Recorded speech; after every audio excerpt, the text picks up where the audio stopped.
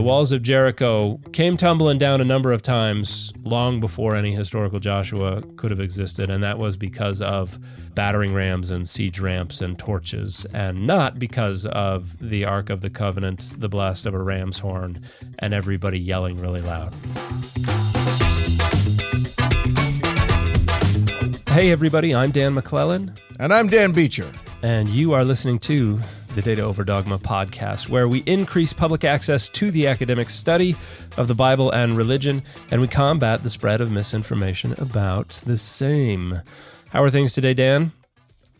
I'm doing better than you are. That is not difficult to do, but yes, you are doing better than me. I am trying to get over something. It wasn't COVID, but might have been the flu or something like that. I've been hammered. We postponed this recording as long as we could to give you as much time to recover as possible, and you're still not there yet. But not 100%. Yeah. So if this show goes a little short or whatever, hopefully our kind listeners and viewers will cut us some slack. Yeah. If once we edit out all the coughing fits, right. It's down to 14 minutes or so. Give us a break. What happened? It said it was 60 minutes. What are we doing here? All right. We got a fun show. I'm excited about what we're going to be talking about. Look, we've mentioned him on the show before. Some of our listeners may know that there was a guy named Noah in the Bible. This is King Noah from the Book of Mormon, right? Is that who we're talking yes, about? Yes, exactly. We're gonna talk about the flood narrative. We're gonna talk about the Noah stories. Yes. And I say stories, not because it's multiple stories sort of sequentially, but because there's multiple stories at the same time happening. And I think that's going to be fun. We'll call that one a Bible versus Bible segment. And then at the end of the show, or our second segment, we're going to do a chapter and verse, and we're going to talk about those famous fabled walls of Jericho. Which went tumbling down. Yes, indeed. From, as quote the great poet. Meredith Wilson was where I was going. Oh man, okay. Well, that's from The Music Man. The first musical I was ever in. I played Winthrop in The Music Man. You played who? Winthrop. Little kid. I was the kid. Yeah. In The Music Man. Yeah. Okay, so so you didn't get to sing Shapoopy. No, I didn't. It's the most fun number in the show. Yeah. If for no other reason than you get to repeat the word poopy all the time. Yeah, it's just a nonsense word. I really enjoyed Trouble. That was my, that was the one that I really enjoyed. Well, that was what I was quoting. Yeah. Just remember, my friends, that a handful of trumpet players, but what a handful of trumpet players did to those famous fabled walls of Jericho. Those billiard parlor walls come a-tumbling down. All right. Can we sing that? Or that's not public domain, is it? I don't know. Come at me, Meredith Wilson. We'll see what you got. For whatever reason, I was thinking Swing Low, those walls of Jericho, and then I'm thinking Blazing Saddles. Swing Low, Chariot. So that's a little glimpse into the nightmare that is my head. Jericho apparently is frequently referenced in popular culture. Yes. My brother was once in a band called Housefly Army, and they gave an album of theirs to somebody who went to serve in one of the armed forces and ended up in Serbia.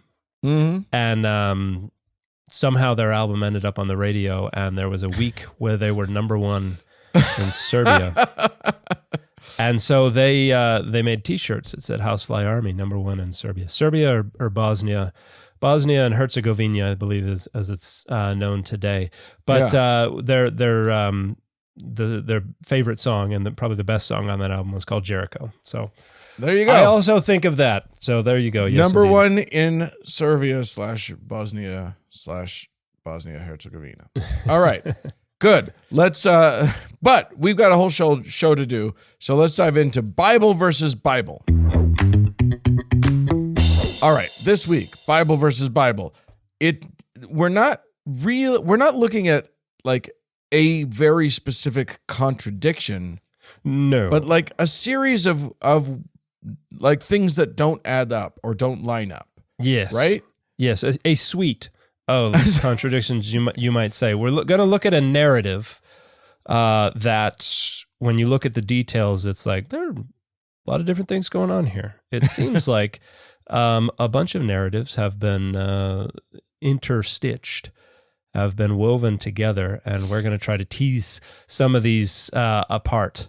I think because I remember reading the story and like there are multiple moments where it's like it kind of jolts you because you thought you understood that it was one thing, and then suddenly it's another thing, and it just keeps sort of contradicting itself as it goes through. Yeah, and it's there's some repetitions, some couplets, some contradictions, and some things that have led scholars over the years to scratch their heads furiously and to come up with conclusions that basically what we have are a bunch of originally independent traditions, some of which ran parallel to each other, some of which were entirely different, and they were brought together and kind of woven together to create what we have now as the story of Noah and the flood. Okay. But I actually want to go back before the flood and start in Genesis 4.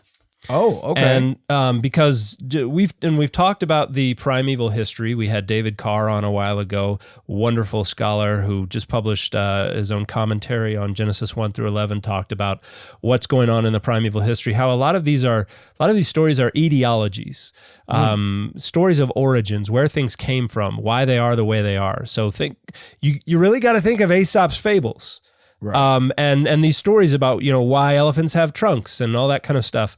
And here it's like or like Greek mythology where it's like where does lightning come from? Well, it comes from Zeus on the hill or whatever. Right. And in chapter 4 you have toward the end you have you've got a genealogy here, and you've got Lamech took 2 wives. Ada was one, and the other was Zillah. And then Ada bore Jabal, and this is verse 20. He was the ancestor of those who live in tents and have livestock. Okay, so we're talking about where certain groups of people that we know today. Now, not not the dude wearing the X-Men T-shirt today, right? But the we of whoever the audience of Genesis 4 is, okay, those people over there who live in tents and have livestock, they descend from Jabal. His brother's name was Jubal, and he was the ancestor of all those who play the lyre and pipe. Zillah bore Tubal-Cain, who made all kinds of bronze and iron tools, and we saw him in the Noah movie. Aronofsky's Noah movie. The sister of Tubal-Cain was Naamah. But we've got these stories about where these groups of people came from, except they're all supposed to have been killed in this flood, right? That happened, and so there would be no connection between these people and the folks that dwell in tents today. And I mean, it's so also obviously a very weird thing to say. Everyone who plays music came from one person, and everyone who lives in a tent came from another person. It just, that's obviously just not how civilization works. Well, I think, and ethnicities were divided according to features like this. I think anciently, I think a lot of identity markers were like that, where it was like the nomadic peoples are they're this ethnic group over here, and today you can have people who are somebody may not know a lick of English, may have spent their entire life growing up in San Francisco speaking Hmong, maybe 100% American. Ethnicity is a very different category today, but anciently. Okay, so sorry. So the idea is that there's that nomadic tribe is the tent and livestock nomadic tribe, and those guys over there, I don't know what we call them, but they play the lyre and the pipe all the time. So we'll just call them the lyre and pipe people. Yeah. That's the idea. Okay. I think these are the ways they characterize these ethnic groups. But they're supposed to descend from these people who ostensibly all died in the flood. Right. So it would have been smarter to put that particular bit of text after the flood. Yeah, so we have this indication that at least this part of this genealogy is not aware of a great worldwide flood. And and another indication of this is the fact that this genealogy in Genesis 4 sounds an awful lot like the same genealogy in Genesis 5 that ends with Noah. Oh, okay. And so because you've got Cain, she conceived and bore Enoch. To Enoch was born Irad. To Irad was Mehujael. To Mehujael was Methushael, and then Lamech. Right. And then when you go to 5, you've got Seth, Enosh, Kenan, not of Ivory Wayans fame, No. but Kenan, Mahalalel. Then Mahalalel went to Jared, and Irad and Jared are spelled the same way in Hebrew. Okay. And then after Jared, you've got Enoch. Wait a minute, we already had Enoch in the other one as well. Right. And then after that, you have Methuselah, which is an awful lot, very close to Methushael. Right. And so you've got, and then Methuselah became the father of Lamech, who's also in the Genesis 4 genealogy. So we've got 2 genealogies that line up in a bunch of ways, but these are supposed to be entirely different stories, Right. Which is indicative of 2 different traditions that have run parallel to each other to some degree, and then they're being put on the same scroll one after the other. So, and also like a really good indication of how trustworthy, like if we assume that these 2 genealogies were supposed to be the same set of genealogies that just sort of evolved on their own as they were passed down, probably orally from from one generation to the next in parallel, it shows us like how reliable that way of transmitting information actually was anciently, and how like we maybe shouldn't count on them to be factually useful. Yeah, oral transmission was pretty ripe for exploitation, manipulation when it became necessary. When it wasn't necessary, yeah, it could be incredibly accurate. But if someone is incentivized to change it, there's less stopping them when it comes to oral transmission than there is with textual transmission. Well, so all it takes is one sloppy historian, and you got something new. Yeah. And so we've got these 2 genealogies. One of them is like, and that leads to Noah. And guess what's going to happen with Noah? And the other is like, yeah, these are all the people who were the ancestors of all these weirdos that we live around today. Right. Totally unaware of what's going on in Genesis 6. And then we get to Genesis 6, and we've got those scamps, the B'nai Elohim, the children of God, who develop a bit of a fancy for the daughters of humanity, and so they descend and take some of them as wives and have children that may or may not be identified as the Nephilim, the warriors, the heroes of old. Right. And God is like, ooh boy, does not like what's going on downstairs, and so decides says, I will blot out from the earth the humans I have created, people together with animals and creeping things and birds of the air, for I am sorry that I have made them. And yes, the text quite literally and indisputably says that God regrets having made humanity, is sorry that they created humanity. Whatever our episode was where we talked about God being sorry. Yeah. So the no regrets dogma, that crowd, I'm afraid you're not very interested in what the Bible actually says. But and then enter Noah, stage left. Noah is a man of the not quite a man of the cloth, but a man of the soil, as we're going to find out. Yeah. But we're not there yet.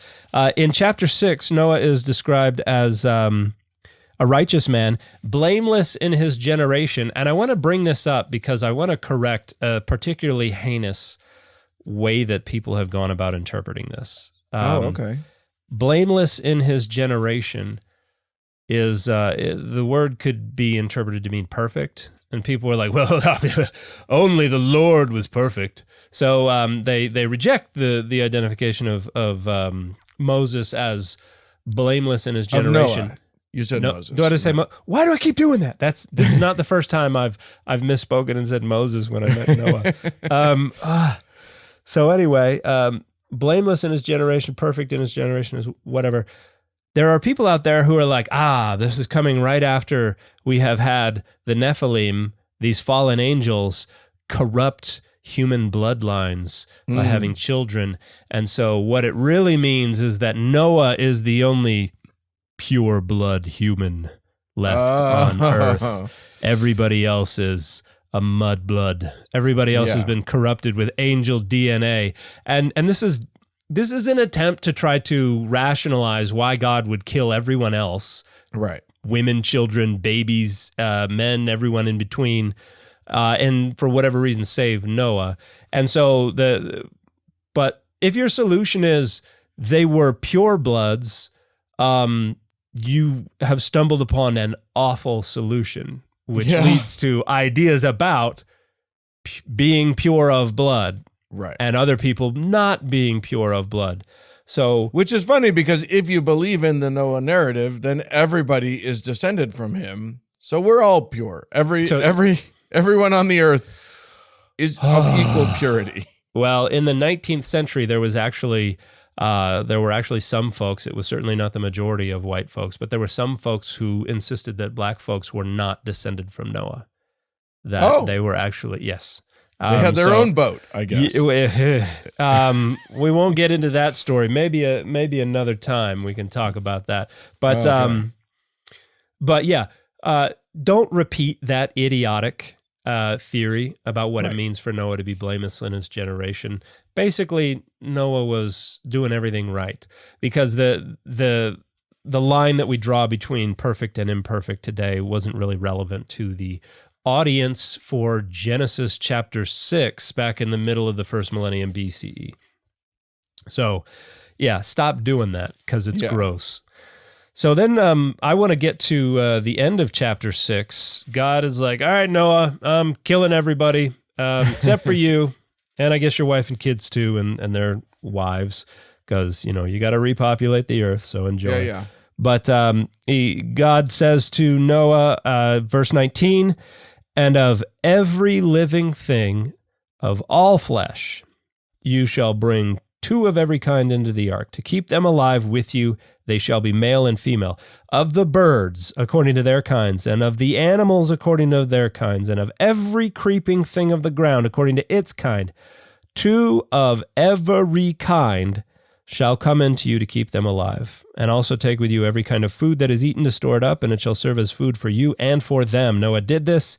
He did all that God commanded him. So how many animals did Noah bring on the ark?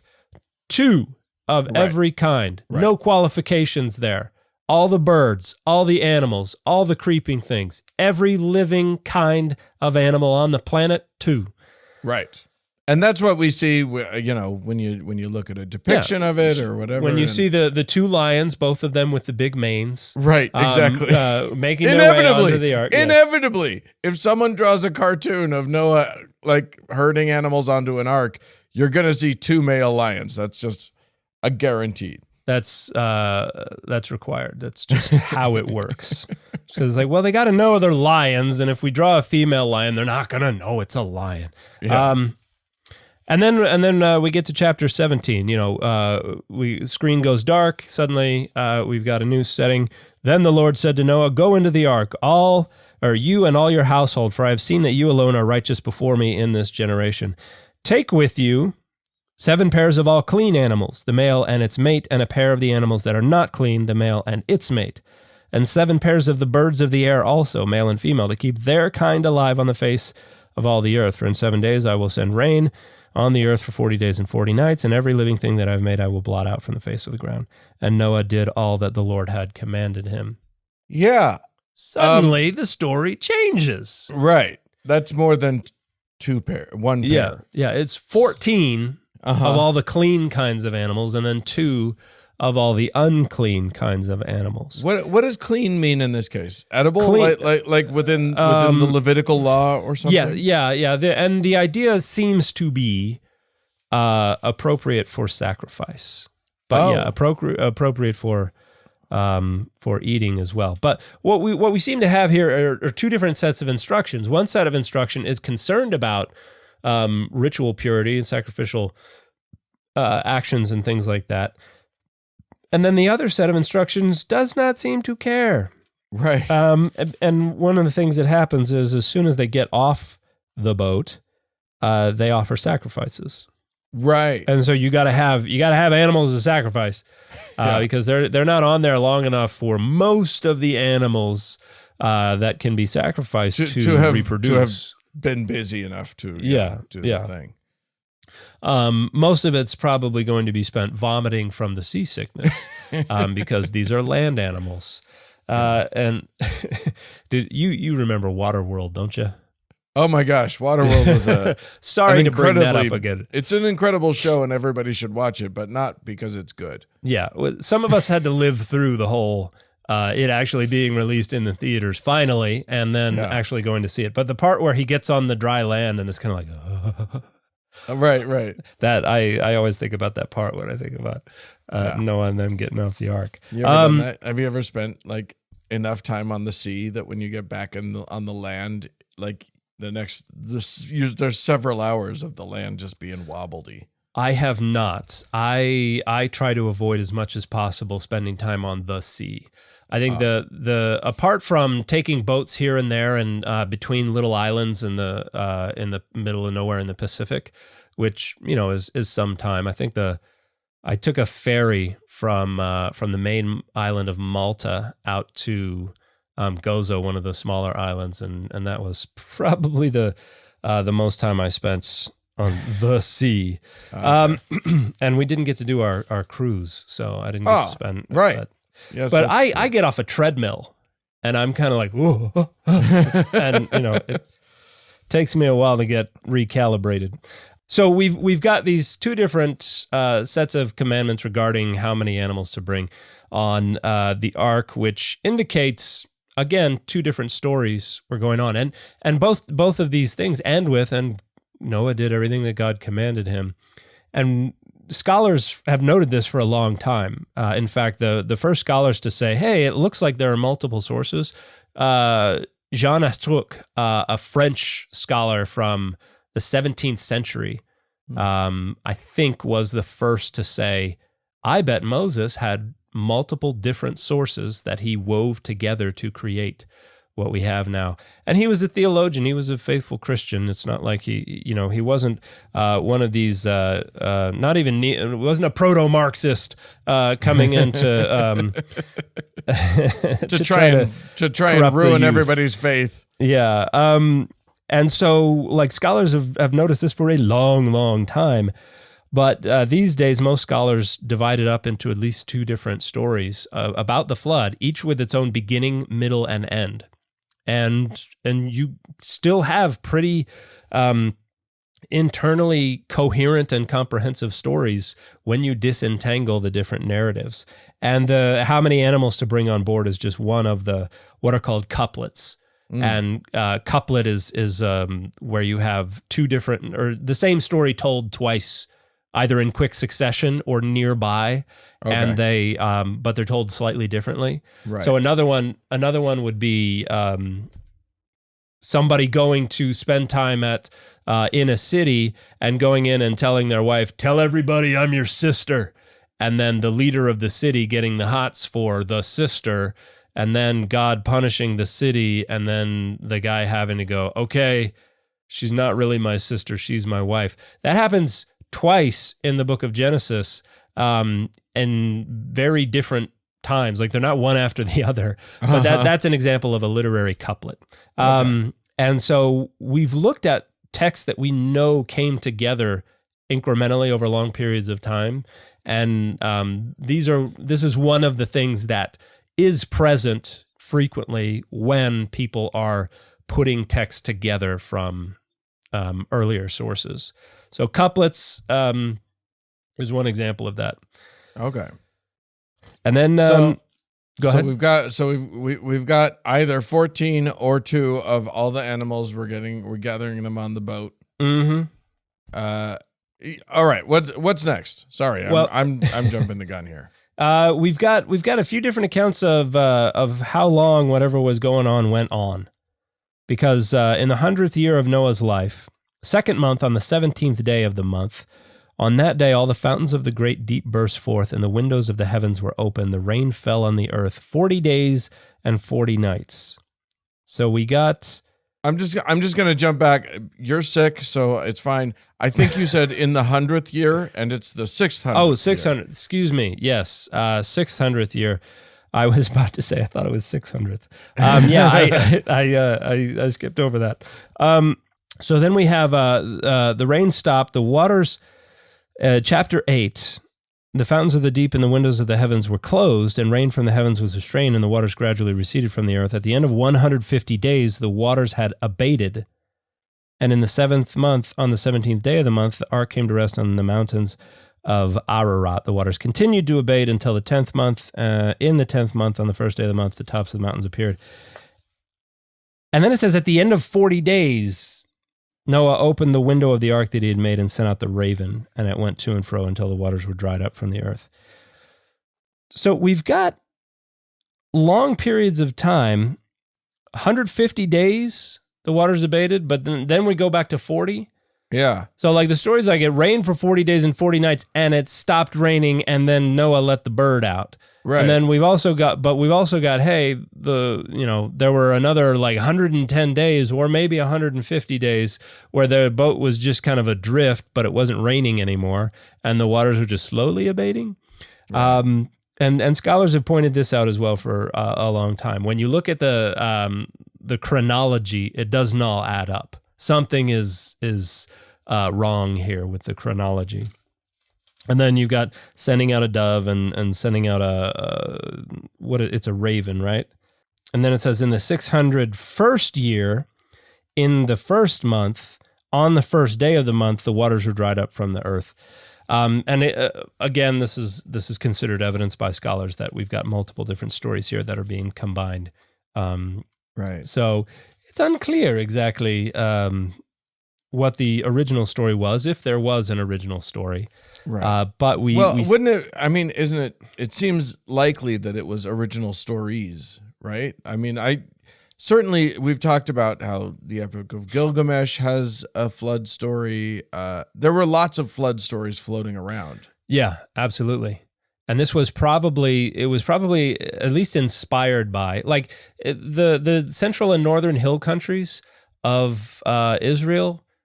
Like, flooding is not a problem there. It is the plains of Mesopotamia where the annual floods are critical for their agriculture, and where when the floods don't come, or when the floods are erratic or get too high, that it can be phenomenally destructive to their agriculture and their infrastructure. And the same is true of Egypt. That's where flooding is a problem.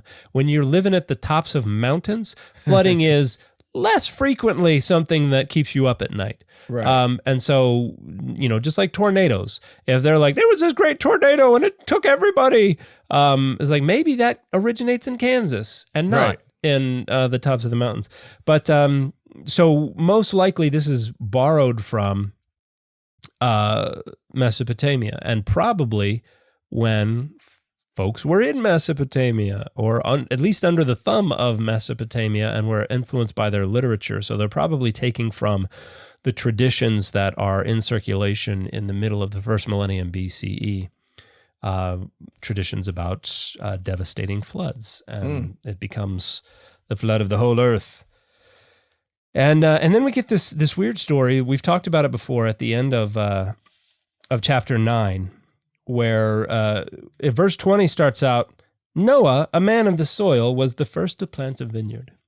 And I'm going to have to cut you off there and say that I don't care what translator says what. And husbandman is what I want. And for all time. And you know why it has an, right? Because H's weren't pronounced, right? Yeah, right. It was an husbandman. An husbandman. Right, and this is a funny. So for other members of the LDS faith, something funny about the fact that we use the Blaney version of the King James version is it still has Anne. Anne helpmeet. Right. Eve is Anne helpmeet.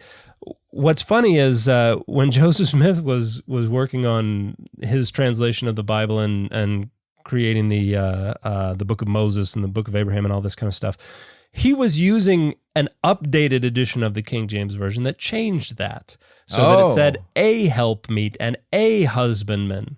So he was like, "Nah, we're not going to do the old stuff. We're gonna bring in the updated stuff." And this was actually an American edition of the King James Version, sure. And we have since been like, "Nah, we're going to go back to the old stuff." So if you look in like the Book of Abraham and stuff, it says a helpmeet, and then you go to our official translation of the Bible into English, the King James Version, and it's like an helpmeet, governor. I love it because we're like, nah, we don't want to. Joseph Smith was up in the night. We're going to go back. It sounds fancier and more weirder. Yeah. So he was a man of the soil anyway. Was the first to plant a vineyard. And that seems like a mean way to call him dirty. He was a man of the soil. Doesn't this sound like the way you would begin a story though? Yeah. It's like, imagine, you've just watched an hour and 15 minutes of the Noah movie, and then it's like you have a new scene, and it's like, now there was this dude named Noah, and he was a man of the soil. Yeah. Wait, once upon a time, what's happening? We know this guy, yeah. He drank some of the wine and became drunk, and he lay uncovered in his tent, and higgledy-piggledy, we know that story. And we've discussed this story at length before, but the point we want to make here is that it certainly seems like this is another story that was in circulation independently of the flood narrative. That was right. Just like, hey, this is the origin of that delicious drink that we all like. And so which gets us back to Genesis 4. It's like so and so was they're the origin of the people who dwell in tents, and so they're the origin of the people who wear pleated slacks, and these are the origins of the people who wear flat front pants, and they're the origins of the cargo shorts, and then then there was this dude Noah, and he was a man of the soil, and he planted a vineyard, and so we've got another etiology for viticulture. This is where we get the folks who grow wine and grow grapes and make wine and stuff like that. And then we get this weird story where Canaan, who's not even supposed to be there yet, gets cursed because of whatever. Because of the most weirdly conceived story of all time. Yeah, so it's a bizarre collection of stories, but it is precisely that. It is a collection of stories, and it has been woven, I was going to say competently, but maybe not so competently. I mean, if they're trying to hide their stitches, they're not doing a great job of it. You see an awful lot of seams in here. You can tell that these things were probably part of another story. So I think, and many scholars would agree, that initially Noah was really just the first viticulturist. Okay. And that the flood story was added later, and it was like, well, just put it after the Tubal Cain stuff, but before the Table of Nations and him getting drunk and something weird going on in his tent stuff. And so the flood is an interjection into what was probably initially just a very brief story about this dude who is a good warning story about why you shouldn't get too drunk. Yeah, and also don't and be an husbandman if you can. All right. Yes, I like that. And Noah, by the way, Noah means rest. And so, the story there at the end has Noah resting. Okay. It was, but a lot of people will try to read the Noah's name into the story of the flood. It's like it makes much better sense as a name associated with the first viticulturist. Yeah. Than it does the flood narrative provides very little that seems restful. There's almost nothing that feels like, he's a guy who by hand, with maybe the help of his sons, built the most enormous boat that has ever been built up until that point. There's nothing restful about it. And he did it as a 600-year-old man. It's not a restful story. Or a historical one. Yes, right. All right. He's the guy who's like, I need to lay down. Yeah, that's our viticulturist. Yeah, there you go. All right. Well, from there, let's take a journey into our chapter and verse. And this time, we're heading to we've finally made it. We've emerged from the Pentateuch into Joshua. Mm-hmm. So it seems like what we have is we're following the story of the Exodus. We're following the story of Moses. Moses is gone now. Joshua has taken over as the leader, and they're on a rampage. Yes. So guide us through, like, what are we doing here? It's, these guys, these people just came out of Egypt. They were just freed. They are, they've been wandering in the desert for 40 years or whatever it is. Yeah. And now it's time for them to just start destroying people? So Moses was told he wasn't going to be allowed to enter the promised land. The best he got was he got to see the promised land from across the valley. And so Joshua is really the story of the generation that gets to enter the promised land, because he and Caleb were supposed to be the only ones who gave the honest reports when they were sent as spies. And so the old generation has all died off, and this is the new generation that has arisen. And but the problem is people already occupy the promised land. Yeah, that seems like a problem. Yeah. So instead of just saying, "Hey, can we come a little over here? You got some space?" and they want to run them out, and because it's like they already got the buildings built. Why would we want to take the time to build more buildings? I mean, they've got buildings. They've got a big wall. The walls won't end up being useful later on. Yeah, we don't need those. And so they have to engage in this conquest. And there's the conquest narrative is among the most disturbing. I mean, it starts back with Moses and Ammonites and everything that they've and they weren't collecting Ammonite fossils. They were genociding the Ammonite people, right? At least trying, and then keeping their the women as sex slaves or as concubines. So pretty awful stuff. And then Joshua and Judges is like, and here's how they routed everybody. And it's human sacrifice, because what they have to do is purge the land of these people who are not worthy to be there. And so they engage in what is called cherem, which is a word that is translated a variety of different ways. Devoted to destruction is one way to think of it. But basically, it's that you've got to destroy all of this stuff so that it is devoted to God. You are not keeping any of it for yourselves, whether animals or property or people. Everything gets destroyed. And by so doing, by sacrificing everything, the land is purged of the evil that is the people of Canaan. So it's human sacrifice. Dogs and cats living together. Yeah. Mass hysteria. Mass hysteria, indeed.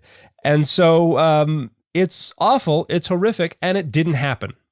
Like a lot of people get rightfully upset about this rhetoric, and it's not historical. It didn't happen. So Jericho is kind of the main event for this the start of their routing of the people of Canaan. Do we think there was an actual historical Jericho? Is this a real place? I have been to the historical Jericho. Yes. Okay. In fact, don't act like I'm dumb for asking. I don't know that. Jericho is the oldest, more or less continually inhabited city on Earth.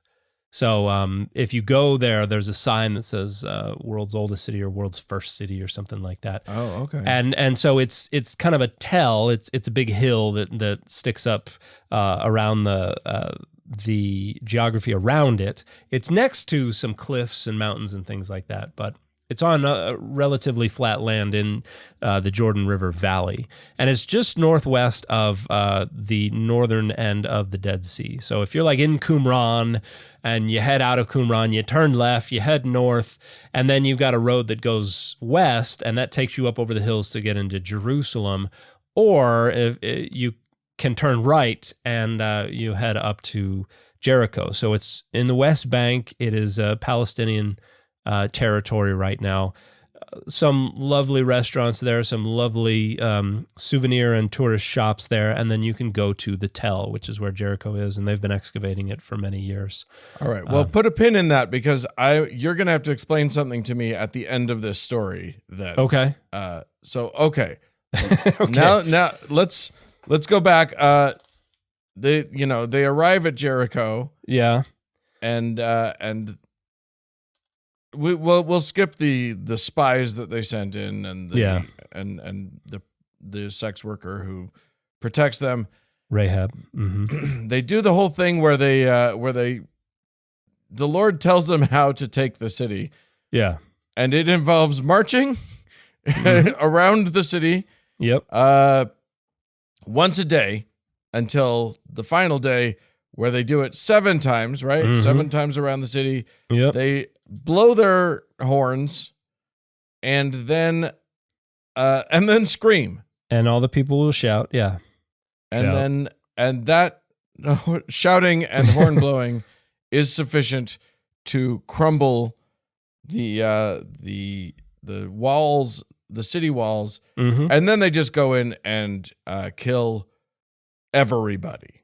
Yeah, and they're marching. They're marching the Ark of the Covenant, right, around the city, and the walls come a tumbling down, and that allows you to get into the city, because that was your defense anciently. Was your city? You built the city up on a hill, and you built walls around it, and that just made it that much more difficult to get up over the walls and to get into the city to access the people that you would like to unalive. Right. And so you had siege ramps that would be built up. You would fire arrows at them. You would, stop up their wells and their springs to try to, starve them out and stuff. And God's solution is just, what if I just make the walls fall down? Right. And it's an elaborate methodology. Mm-hmm. But apparently that was, I'll tell you what, it would feel weird and intimidating for people in a city, in a walled city, to have this group of people just every day they march around your city and blow their horns and whatever. That would feel weird. It would be a little off-putting, yeah. It's one way to put it. And what's interesting is these are casemate walls, which means that, or from the story, it sounds like that. Right. There's a part where Rahab is actually, she's got a ribbon tied around, or tied to the window or something like that, which means that her window or her house would have had to have been built into the city wall. Mm. And that's the case with, and that's frequently the case, particularly with casemate walls. And casemate walls are where you've got like 2 walls, and there's several feet to several yards of space between them, and then they're filled in with rubble or something like that to make them thicker. There you go. Yeah. And it is it's just supposed to fall down. And there's a theory that the reason they came up with this story is because Jericho was around. It would not have been there. We have no indication that it was a walled city, or that those walls came a-tumbling down anywhere near where the historical Joshua would have had to have been located. Okay. We have indications that this was a fortified city earlier in the Bronze Age, and that there were destruction levels associated with some of those earlier fortified cities.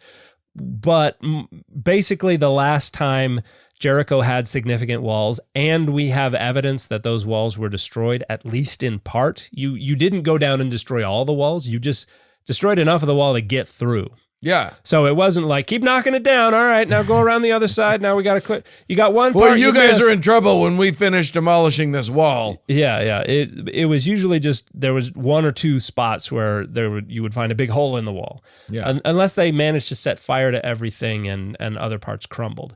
But the most significant and the latest destruction layer from that time period dates to about 1550 BCE. Which is long before any historical Moses could have been born. So it clearly has nothing to do with any historical Joshua that came through. But the story could have been told because they were aware of the fact that there were these big walls that had fallen down in Jericho. Okay. So that might account for what's going on there. But there's the archaeological data do not line up with the biblical account. So there are certainly folks who will be like, no, the new Italian archaeological report says that there was a wall that they discovered, and there may have been a wall associated with a very small settlement at Jericho in the 14th or the 13th centuries BCE, but there's no evidence of any destruction associated with that wall at any point. So the archaeological data is not going to come to the salvation of this story. The walls of Jericho came tumbling down a number of times long before any historical Joshua could have existed, and that was because of battering rams and siege ramps and torches, and not because of the Ark of the Covenant, the blast of a ram's horn, and everybody yelling really loud. Right. And that is the thing that actually does it, isn't it? It's the yelling, that actually takes down the walls. And then you shall shout. Yeah. And then in verse 21 of Joshua, what is this? Or Joshua 6. Mm-hmm. Verse 21. They devoted to destruction by the edge of the sword all in the city, both men and women, young and old, oxen, sheep, and donkeys. Mm-hmm. That's not very nice. No, that's that idea of harem where everything is supposed to be destroyed it's a bit of costly signaling. It's saying we just want to show you all we're not doing this so that we can take all this for ourselves. We're doing this because God told us, and so we're going to destroy all the goods that we would be expected to take. Right. As to signal to you that we're serious about this. This is God said so. They burned down the city and everything in it. Only the silver and gold and the vessels of bronze and iron they put into the treasury of the house of the Lord. So that's just for the priests to use, I guess. Right. And everything else they're not supposed to have any booty. And we've talked about the story in the next chapter. Mm-hmm. Of what's his name, and his wife who took a little bit of something. Achan, yes. And the end of chapter 6 says, Joshua then pronounced this oath, saying, "Cursed before Adonai be anyone who tries to build this city, Jericho. At the cost of his firstborn he shall lay its foundation, and at the cost of his youngest he shall set up its gates. So the Lord was with Joshua, and his fame was in all the land," which is suggestive to me of the composition of this story in a time period when it was like, look, the walls were fallen down and the city was never rebuilt. So when I read that, this is me pulling the pin from earlier. When I read that part, I thought it meant you're not supposed to rebuild this city ever. And if you try to, then your firstborn's gonna die and blah blah blah. But obviously, you've been to it, so someone rebuilt it. Wasn't that supposed to be a bad thing? Well, I've been to the ruins, but yeah, there were people who settled around the ancient tell. Okay. There were certainly people who occupied Jericho. The actual tell, the hill itself, after the 14th and 13th centuries BCE. So, if we are to take this story seriously, Joshua was ignored. Okay. More likely, what's going on is in a later period when it was maybe abandoned again. They were looking at the city and were like, "Oh, it's so old and it's got walls that fell down." Oh, okay. and I bet it's been like that since Joshua. So we'll just tell the story like he cursed anybody who tried to rebuild it. Okay. But the city of Jericho now is quite large, and none of it is actually located on the tell. The tell is just an archaeological site. So now Jericho spreads out significantly around the tell. Okay. And it was so he was cursing anyone who builds on the hill, but if you go next to it, you're okay. It's like how close can my property line get? All right, I'm putting this stick. Is this where's stick the curse okay? line? Where does the curse end? Yeah, does it have to go up the hill, or is it? And the whole reason Jericho was a city and was so important was because there's a natural spring right next to it, and still going today. So there was a constant source of water in a desert land right next to a dead sea. I can see how a spring, a natural spring, would be exactly where you put a city. That works. It is the foundation, in fact, of the promised land. Apparently. All right. Well, there you go. We have Jericho. We tumbling down. The walls come tumbling down. I think that's very interesting. I don't know what to make of it all, other than interesting story that doesn't really. I mean, I don't know what we learn from it in terms of it being useful to modern readers, other than just a story. Yeah. About a bunch of mass murder. All right. Yeah, there's definitely genocide definitely features heavily in the story. Yeah. All right. Well, friends, if you would like to help us become a part of our creation of this show, and also, you can participate in fun conversations over on Patreon, please feel free to become a patron of the show. Go to patreon.com/Data Over Dogma. You can sign up. You can get the access to the after party. There's extra content every week. It just helps us. It's it's our main source of income, and we really appreciate all of our patrons dearly. If you'd like to write into us, it's contact@dataoverdogmapod.com, and we'll talk to you again next week. Bye, everybody.